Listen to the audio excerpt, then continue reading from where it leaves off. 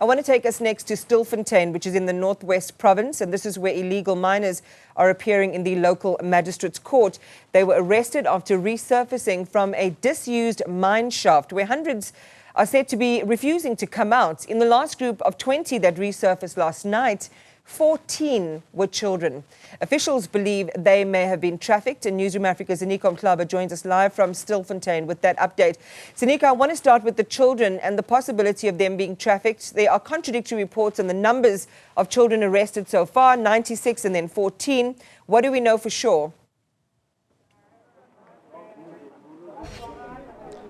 Well, Iman, what we know is that the relevant department, in this case, the Social Development Department, is busy investigating those allegations, but also trying to see how government, due to its responsibility in terms of taking care of people who are vulnerable, they are also working on trying to come accommodate. And actually, they did confirm that, they are working on a plan to accommodate and ensure that those who are reportedly underage are taken care of in various care centers here in the province. Well, when it comes to the actual age groups, they have not been confirmed with authority in terms of verifying whether indeed these people are underage or these individuals who are identified as possible minors are indeed minors. So remember that when these illegal minors come onto the surface, they are not having any form of identification with them. So it's a bit difficult for authorities to really verify that indeed Ziniko is 15 years old or 10 years old or 17 years old. So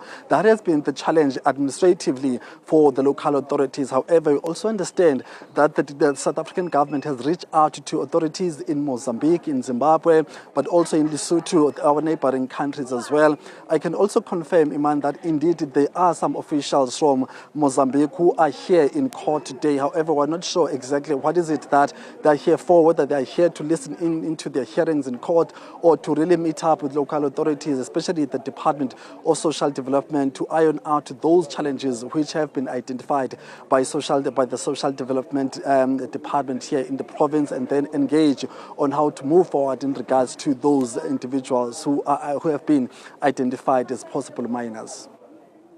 Ziniko, we also understand the children will be processed according to the precepts of the Child Justice Act, and it brings in an important issue, and it brings the issue to the fore, really, the question of whether they were working with their families, as we've heard some people say, in the community, or whether they were trafficked.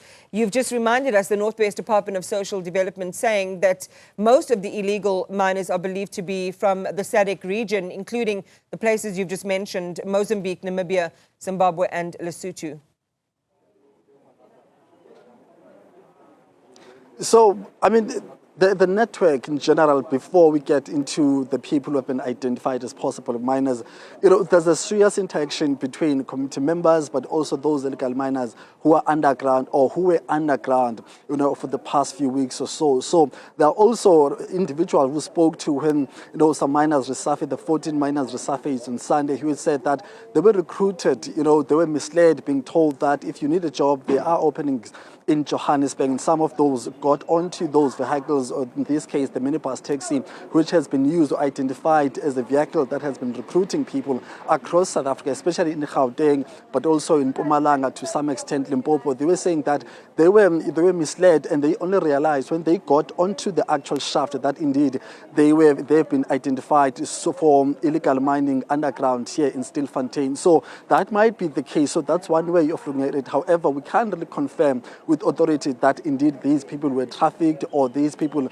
were brought in for slavery purposes, especially in this case to be digging gold underground. So these are the reports, because that was the statement, that was the information we had as journalists from Sunday up until yesterday, when some of these community organizations who are involved in artisan mining said that they had their own interviews with these individuals. And of course, they said the information we got from them when we interviewed them on Sunday evening is different from what they got from the miners themselves. So it seems as if the legal miners are sharing different stories to us as members of the media, but also to the community activists who are involved in illegal mining or artisan mining. So that's the situation that is a bit confusing for us as members of the media, because we're also told that some of these individuals were kept against their will underground. However, the information they shared with the activists said that, well, everyone is happy underground. However, there are those that are sick, but no one is kept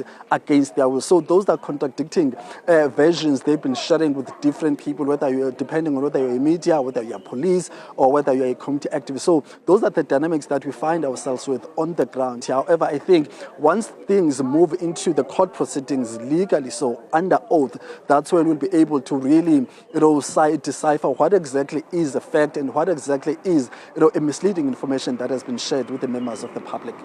Ziniko Mhlaba, really, that's true. We're hoping to hear more from those who have been arrested about what the real story might be, just in terms of describing conditions underground and the conditions under which those miners have been brought there or chose to go there to work.